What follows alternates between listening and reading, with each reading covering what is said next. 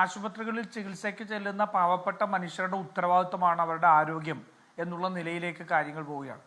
അതല്ലാതെ ചികിത്സ നൽകുന്ന ആശുപത്രിയുടെയും അവിടുത്തെ ഡോക്ടർമാരുടെയും നമ്മുടെ സിസ്റ്റത്തിൻ്റെയും ഉത്തരവാദിത്വമാണ് എന്നുള്ളതിൽ നിന്ന് മാറിയിട്ട് പകരം വീണ കുഞ്ഞിൻ്റെയും അതിനെ കൊണ്ടുവന്ന മാതാപിതാക്കളുടെയൊക്കെ ഉത്തരവാദിത്വമായിട്ട് ചികിത്സ മാറുന്ന സാഹചര്യമാണ് കാണുന്നത്. ഇവിടെ അടിസ്ഥാനപരമായിട്ട് ഒട്ടേറെ വിഷയങ്ങളെന്ന് വെച്ചാൽ ഇത്തരത്തിലുള്ള പിഴവുകൾ ആവർത്തിച്ചുണ്ടാവുമ്പോൾ ഒരു നടപടിയും ഈ സർക്കാരിൻ്റെ ഭാഗത്തുനിന്ന് ഉണ്ടാവുന്നില്ല എന്നുള്ളതാണ് ഏറ്റവും പ്രധാനപ്പെട്ട പ്രശ്നം. അത് എടുക്കാൻ കഴിയാത്ത സാഹചര്യം ഉണ്ടായത് ഇതിൻ്റെ പ്രാഥമികമായ കുറ്റം സർക്കാരിൽ തന്നെ നിക്ഷിപ്തമായിരിക്കും, സിസ്റ്റത്തിൽ നിക്ഷിപ്തമായിരിക്കും എന്നുള്ളതാണ്. ഒന്ന് ആലോചിച്ച് നോക്കൂ, നമ്മുടെ ഒരു ടേർഷറി ലെവൽ ഉള്ള മുഴുവൻ സംവിധാനങ്ങളും ഇന്ന് അക്ഷരാർത്ഥത്തിൽ പാരലൈസ്ഡ് ആണ്. ഇന്ന് അനങ്ങാൻ കഴിയാത്ത സാഹചര്യത്തിലേക്ക് ആണ്. കാരണം ഓരോ സ്ഥലത്തും ഡോക്ടർമാർ ഇല്ലാത്ത സാഹചര്യം, ആവശ്യത്തിന് ഡോക്ടർമാരില്ല. പല ആശുപത്രികളിലും ഇന്ന് ദിവസവുമുള്ള OP ഉൾപ്പെടെ നടക്കുന്നത് എങ്ങനെയാണെന്നറിയോ? NHM കൊടുക്കുന്ന ഡോക്ടർമാരാണ്. NHM കൊടുക്കുന്ന ഡോക്ടർമാരാരാ? MBBS പാസ്സായതിനു ശേഷം അവർ MDക്ക് പോകുന്നതിന് മുമ്പുള്ളൊരു കാലയളവിൽ അല്ലെങ്കിൽ മറ്റെന്തെങ്കിലും നടക്കുന്ന കാലയളവിൽ അവർ NHMന് അപേക്ഷ കൊടുക്കുന്നു. NHM ഇൻ്റർവ്യൂ നടത്തുന്നു. ആ ഇൻ്റർവ്യൂവിൻ്റെ പേരിൽ ഡോക്ടർമാരെ എടുത്തിട്ട് അവരെ കൊണ്ടാണ് ചികിത്സ നടത്തിക്കുന്നത്. കൃത്യമായിട്ടുള്ള പ്രായോഗിക പരിശീലനമോ അല്ലെങ്കിൽ പ്രായോഗികമായിട്ടുള്ള യാതൊരു ഒരു പരിചയവും ഇല്ലാത്ത ആൾക്കാരെ ഏറ്റവും കോംപ്ലിക്കേറ്റഡ് ആയിട്ടുള്ള കേസുകൾ ഡീൽ ചെയ്യുന്നതിന് വേണ്ടി വിടുകയാണ്. അപ്പോൾ അവരെ സംബന്ധിച്ചോളം അവരുടെ കൺമുന്നിൽ കാണുന്നതിനപ്പുറം ഒരു കേസിൽ ഉണ്ടാകാവുന്ന കോംപ്ലിക്കേഷൻസ് എന്താണെന്ന് മനസ്സിലാക്കാനുള്ള ശേഷിയില്ല. ആ രീതിയിലേക്ക് കാര്യം ഞാൻ ഇവർ ആരുടെയും ബിരുദത്തെയോ അവരുടെ ഇതിനെ ഒന്നും അവരുടെ പരിചയത്തെ ഒന്നും കുറ്റപ്പെടുത്തുന്നില്ല. പക്ഷേ സംഭവിച്ചുകൊണ്ടിരിക്കുന്നതാണ്.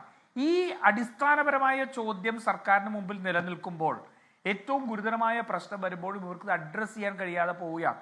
എന്നിട്ട് ഈ ഡോക്ടർമാരെ രാഷ്ട്രീയ ഉപകരണമാക്കി മാറ്റുകയാണ്. നമ്മളിപ്പോൾ തിരുവനന്തപുരത്ത് മെഡിക്കൽ കോളേജിൽ ഉണ്ടായ ഒരു പ്രസ് കോൺഫറൻസ് നമ്മൾ കണ്ടിട്ടുണ്ടല്ലോ, ഓർമ്മയില്ലേ നമുക്ക്? പ്രസ് കോൺഫറൻസ് നമ്മളൊക്കെ തല താഴ്ത്തി നിന്ന ആ പ്രസ് കോൺഫറൻസ് അത്തരത്തിൽ ഡോക്ടർമാരെ രാഷ്ട്രീയമായി ഉപയോഗിച്ചുകൊണ്ട് ഏതോ വലിയ ഇല്ലാത്ത ഒന്ന് ഉണ്ട് എന്ന് കാണിക്കാൻ വേണ്ടി നടക്കുന്ന PR ആക്ടിവിറ്റിയാണ്.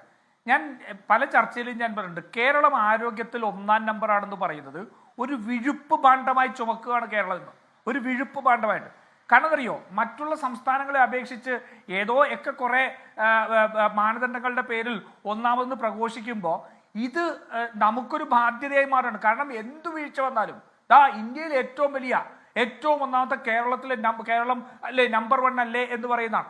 അത് പറയുന്നതോടെ നമ്മുടെ ഏറ്റവും അടിസ്ഥാനപരമായിട്ടുള്ള പ്രശ്നങ്ങളെ കുറിച്ച് ഡോക്ടർമാരില്ല, ജീവനക്കാരില്ല, ടെർഷറി സംവിധാനങ്ങൾ മുഴുവൻ പാരലൈസ്ഡായി കിടക്കുന്നു, CHCകളിൽ രാത്രികാല ചികിത്സകൾ നടക്കുന്നില്ല. ഇതെല്ലാം ഒരു കാര്യവും ചർച്ച ചെയ്യാതെ നമ്മൾ ഏതോ വലിയ 1-ാം നമ്പർ ആണെന്ന് പറഞ്ഞ് ചർച്ച തീർക്കുകയാണ്. അതൊരു വിഴുപ്പ് പാണ്ഡമായി മാറിയിരിക്കുകയാണ്.